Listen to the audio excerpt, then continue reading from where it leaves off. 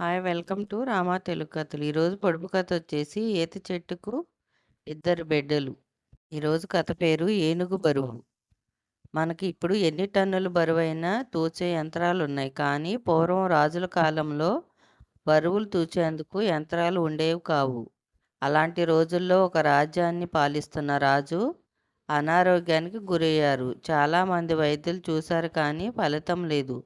దాంతో రాజు తనకి ఎవరైతే నయం చేస్తారో ఆ వైద్యునికి ఒక ఏనుగు బరువుకు సరితూగే బంగారు నాణ్యాలు బహుమతిగా ఇస్తానని ప్రకటించారు.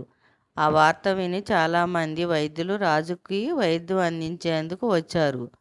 అందులో ఒక వైద్యుడు రాజు జబ్బును నయం చేశారు. దాంతో రాజు మంత్రిని పిలిచి వైద్యునికి ఏనుగు బరువుకు సరితూగే బంగారు నాణ్యాలు ఇవ్వమని ఆజ్ఞాపించాడు. అయితే మంత్రికి ఏనుగు బరువు ఎలా తొయ్యాలో అర్థం కాలేదు.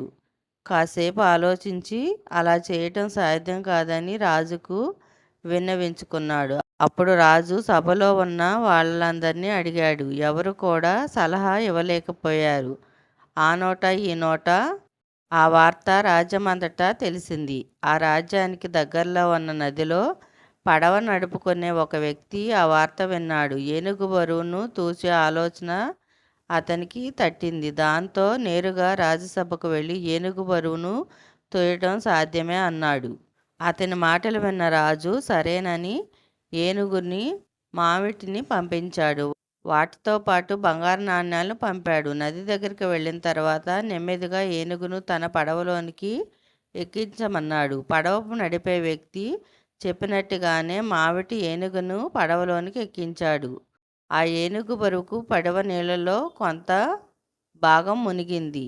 ఎంతవరకు నీళ్లు వచ్చాయో అక్కడ ఒక గీత గీశాడు. తరువాత ఏనుగును పడవలో నుంచి దింపమన్నాడు. ఇప్పుడు బంగారు నాణ్యాలను పడవలో వేయమన్నాడు. ఇందాక ఏనుగు ఎక్కినప్పుడు పడవ నీళ్ళలో ఎంతవరకు మునిగిందో ఆ గీత వరకు నీళ్లు వచ్చేదాకా నాణ్యాలు వేశారు. అలా ఏనుగు బరువుకు సరితూగే నాణ్యాలు తూచారు. ఆ నాణ్యాలను తీసుకొని వైద్యుడు సంతోషంగా వెళ్ళిపోయాడు. పడవ నడిపేవాడి తెలివికి రాజు ఆశ్చర్యపోయి అతన్ని ఘనంగా సన్మానించాడు. ఈరోజు కథ ఇంతేనండి. పొడుపు కథకు ఆన్సరు కళ్ళు కొండలు.